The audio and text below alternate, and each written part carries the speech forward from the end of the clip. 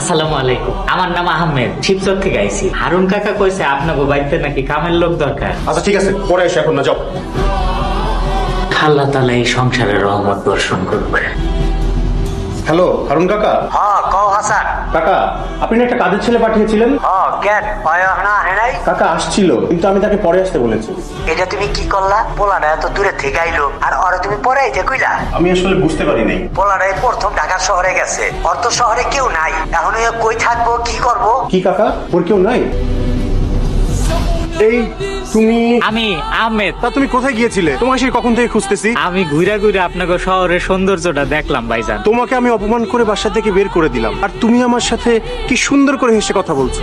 আপনি আমারে অপমান কই করলেন? আপনি তো কইলেন আমারে পরে আইতে, তাই আমি ঘুরে ঘুরে একটু শহরের সৌন্দর্য দেখতাছিলাম। তা শহরের কি কি সৌন্দর্য তুমি দেখলে শুনি? এই শহরের সবচাইতে সুন্দর হলো মানুষ, মানুষের হাতে তৈরি এই যে আল্লাহর ঘর, মসজিদ গুলা।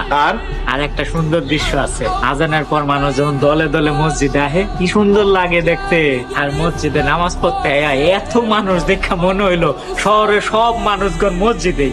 আর কি দেখেছো বলো? আর এই শহরের সব জায়গায় খালি সুন্দর সুন্দর মসজিদ। নামাজের সময় হইলে মসজিদ খুঁজতে হয় না, একটা না একটা পাওয়াই যায়। মনে হয় যেন আল্লাহ আমারে ডাকতাছে, আয় আহমেদ আয়। আসসালামু আলাইকুম। ওয়ালাইকুম আসসালাম। আমরা খুব চিন্তায় ছিলাম। আর কোনো চিন্তা নাই, আমি তো আইসা গেছি। তুমি যাও, ফ্রেশ হয়ে আসো, তাড়াতাড়ি খেতে হবে। এখন থেকে তাহলে ঘরের কাজের লোক ডাইনিং টেবিলে খাবে? তোমার সমস্যা কি শম্পা? তোমার সাথে তো আর খাচ্ছে না। তাই বলে যে টেবিলে আমরা খাবো সেই একই টেবিলে ঘরের কাজের লোকও খাবে? না ভাবি, আজকে পয়লা দিন তো, এর লোকে টেবিলে বয়ে খাইতাছি। কালকার থেকে আর খাবো না, কালকার থেকে আমি আমার ঘরে আলাদা করে খাবো নি। কি বলে তুমি আমাকে ভাবি? ডিসগাস্টিং, যত সব জঞ্জাল এসে জুটছে। আসসালামু আলাইকুম ভাই। ওয়ালাইকুম আসসালাম। কি হয়েছে আহমেদ, ডাকছো কেন? ভাইজান, নামাজের সময় হয়েছে, নামাজ পড়বেন না? এই ছেলে, তুমি কি পাগল? আচ্ছা শম্পা, তুমি যাও, ঘুমাতে যাও, আমি দেখছি। যত সব শুধু শুধু ঘুমের ডিস্টার্ব। না, আমি ভাবলাম আপনারা মনে হয় নামাজ পড়বেন, এর লোকে ডাকতে আইছিলাম। আচ্ছা ঠিক আছে, তুমি যাও, তুমি নামাজ পড়ে শুয়ে পড়ো। কি ব্যাপার আহমেদ? না কিছু না, ওই ভাইজান রে নামাজের লোকে ডাকতে আইছিলাম। ভাইজান মনে হয় নামাজ পড়বো না। অসুবিধা নেই, চলো মায়ের আমি নামাজ পড়ে আসি।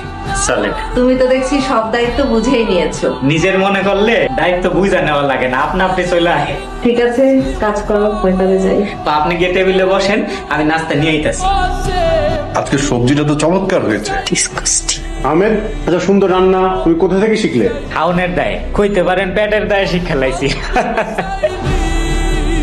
আসসালামু আলাইকুম ভাইজান। ওয়ালাইকুম আসসালাম। আহমেদ, একটা কথা কি জানো? কি ভাইজান? তোমাকে দেখলে না আমার হিংসা হয়। শিক্ষণ ভাইজান, হিংসা হইব কেন? তুমি সারাক্ষণ এরকম হাসি খুশি কিভাবে থাকো, আমাকে একটু শেখাবে? হাসি খুশি থাকার প্রধান উপায় হইলো